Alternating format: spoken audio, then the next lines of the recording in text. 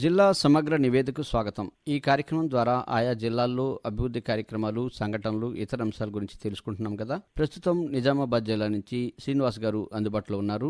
ఆయన అడిగి మరిన్ని వివరాలు తెలుసుకుందాం. నమస్కారం అండి శ్రీనివాస్ గారు. నమస్కారం అండి. జిల్లాలో ఇటీవల చోటు చేసుకున్న ముఖ్యమైన సంఘటనలు వివరించండి. నిజామాబాద్ జిల్లాలో ఇటీవల పలు సంఘటనలు చోటు చేసుకోవడం జరిగింది. రిపబ్లిక్ దినోత్సవాన్ని ప్రజలు ఘనంగా నిర్వహించుకోవడం జరిగింది. జాతీయ ఓటర్ దినోత్సవాన్ని ప్రజలు ఘనంగా నిర్వహించుకోవడం జరిగింది. అంతేకాకుండా ర్యాలీలు నిర్వహించడం జరిగింది. జిల్లాలో మున్సిపాలిటీలలో అవిశ్వాస తీర్మానాలకు సంబంధించి కసరత్తులు జరుగుతా ఉన్నాయి. వికసిత్ భారత్ సంకల్ప యాత్ర రెండో విడత జిల్లాలో విజయవంతంగా కొనసాగుతుంది. రానున్న పార్లమెంట్ ఎన్నికలను దృష్టి పెట్టుకుని రాజకీయ పార్టీలు బలమైన అభ్యర్థుల కోసం కసరత్తు ఇప్పటి నుంచి మొదలు పెట్టడం జరిగింది.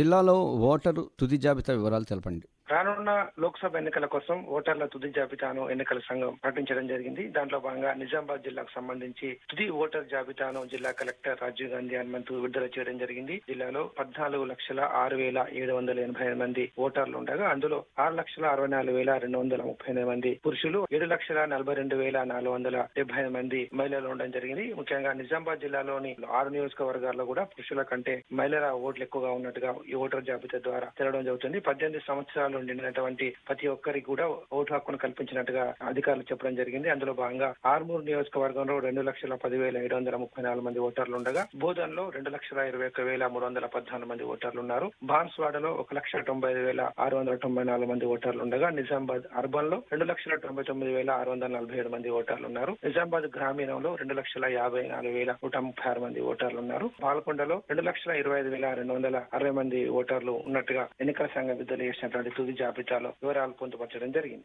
మేడారం జాతరకు జిల్లా నుండి ఆర్టీసీ ప్రత్యేక బస్సులు నడుపుతోంది కదా, ఆ వివరాలు తెలపండి. ఆదివాసీల ఆరాధ్య దైవం సమ్మక్క సారక్క మేడారం జాతర వెళ్లేందుకు భక్తులు సమాయత్తం అవుతున్న నేపథ్యంలో ఆర్టీసీ నిజామాబాద్ జిల్లా నుంచి కూడా అనేక రకాల చర్యలు చేపడుతుంది. జిల్లాలో ఉన్నటువంటి 6 డిపోల పరిధిలో ఉన్నటువంటి 565 బస్సులకు గాను ముఖ్యంగా ఆదిలాబాద్, కరీంనగర్ జిల్లాల నుండి ప్రజలు ఎక్కువ సంఖ్యలో మేడారం జాతరకు వెళ్తున్న నేపథ్యంలో ఈ డిపోలకు సంబంధించిన 240 బస్సులను ఉమ్మడి ఆదిలాబాద్, కరీంనగర్ జిల్లాలకు బదిలీగా పంపించడం జరిగింది. అంతేకాకుండా కొన్ని గ్రామీణ ప్రాంతాలలో బస్సు రూట్లను బంద్ చేసి సమ్మక్క సారక్కకు వెళ్లేటువంటి పట్టణ ప్రాంతాల నుంచి బస్సులను ఎక్కువ సంఖ్యలో నడుపుతున్నట్టుగా ఆర్టీసీ ప్రకటించడం జరిగింది. 244 బస్సుల్లో పల్లె వెలుగులు ఎక్స్ప్రెస్ ఉన్నట్టుగా కూడా రవాణా శాఖ అధికారులు తెలపడం జరిగింది. గ్రామ పంచాయతీల్లో ప్రత్యేక అధికారుల పాలన, పారిశుధ్యంపై అధికారులు తీసుకుంటున్న చర్యలు తెలపండి. గ్రామ పంచాయతీలో సర్పంచుల పదవి కాలం ముగియడంతో గ్రామ పంచాయతీలో ప్రత్యేక అధికారుల పాలనను రాష్ట్ర ప్రభుత్వం కొనసాగించాలని నిర్ణయించడం జరిగింది. దాంట్లో భాగంగా ఫిబ్రవరి నెల నుంచి కూడా నిజామాబాద్ జిల్లాలో కూడా ప్రత్యేక అధికారుల పాలనలో గ్రామ పంచాయతీల నిర్వహణ కొనసాగుతుంది. దాంట్లో భాగంగా పల్లెల్లో ప్రత్యేక పారిశుద్ధ కార్యక్రమాలు కూడా నిర్వహించాలని చెప్పేసి కలెక్టర్ ఆదేశాల మేరకు ఈ నెల 7 నుంచి 14వ తేదీ వరకు కూడా ప్రత్యేక పారిశుద్ధ కార్యక్రమాలను కూడా చేపడుతున్నారు. అందులో భాగంగా మురుగు కాలువల శుభ్రం చేయడం, చెత్తను డంపింగ్ యార్డు తరలించడం, పిచ్చి మొక్కల తొలగింపు,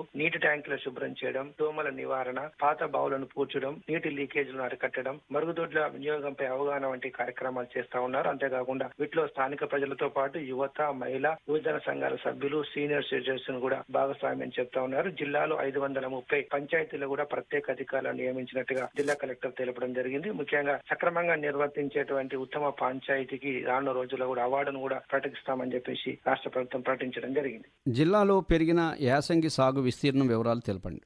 జిల్లాలో వరి సాగు విస్తీర్ణంగా గణనీయంగా పెరిగిందని చెప్పుకోవచ్చు. ఏసంగిలో జిల్లా వ్యాప్తంగా 3,91,000 ఎకరాల్లో వరి సాగు సాగుతున్నట్టుగా వ్యవసాయ శాఖ అధికారులు చెప్పడం జరిగింది. సన్న రకం బియ్యానికి రాష్ట్రంతో పాటు ఇతర రాష్ట్రాల్లో డిమాండ్ పెరగడంతో పాటు జిల్లాలో వరి సాగు భారీగా పెరిగిందని చెప్పుకోవచ్చు. ఖరీఫ్ లో పండించిన సన్న రకానికి భారీ డిమాండ్ రావడం, రబీలో వరి సాగును ఎక్కువగా పండించిన రైతులకు లాభం చేయడంతో భూగర్భ జలాలు కూడా ఎక్కువగా జిల్లాలో ఉండడం, దానితో జిల్లాలో 2 ప్రాజెక్టులలో కూడా నీటి నుండి ఆయకట్టుకు నీటిని విడుదల చేయడంతో పాటుగా రైతులు యాసంగిలో కూడా వరి సాగు పట్ల ఎక్కువ ఆసక్తి చూపడం జరిగింది. అందులో భాగంగా సన్న రకం బియ్యాన్ని ఎక్కువగా వేస్తున్న నేపథ్యంలో వాటి డిమాండ్ ఎక్కువగా ఉండడంతో కూడా వరి సాగు విస్తీర్ణం పైన రైతులు ఎక్కువగా మొగ్గు చూపడం జరిగింది. ఖరీఫ్ కంటే ఎక్కువగా యాసంగికి వరి సాగుకు ఎక్కువగా చేస్తున్నట్టుగా అధికారులు చెప్పడం జరిగింది. వర్షాలు ఎక్కువగా పడడం, శ్రీరామ్ సాగర్, నిజాం సాగర్ ప్రాజెక్ట్ లో కూడా నీటి నిల్వ ఉండడం, అదేవిధంగా భూగర్భ జలాల్లో కూడా నీటి మట్టం ఉండడంతో కూడా వరి సాగు పట్ల రైతులు ఆసక్తి చూపుతున్నారు. దానితో పాటుగా జిల్లాలో సన్న రకం ధాన్యం ఎక్కువగా పండుతుంది కాబట్టి దానికి డిమాండ్ ఉన్న నేపథ్యంలో ఏసంగిలో వరి సాగు పట్ల రైతులు ఆసక్తి చూపినట్టుగా వ్యవసాయ శాఖ అధికారులు తెలపడం జరిగింది. ఇదండి నిజామాబాద్ జిల్లా నుంచి శ్రీనివాస్ గారు అందించిన జిల్లా సమగ్ర నివేదిక. మరో రోజు మరో జిల్లా నుంచి సమగ్ర నివేదికను విందాం. అంతవరకు సెలవు. నమస్కారం.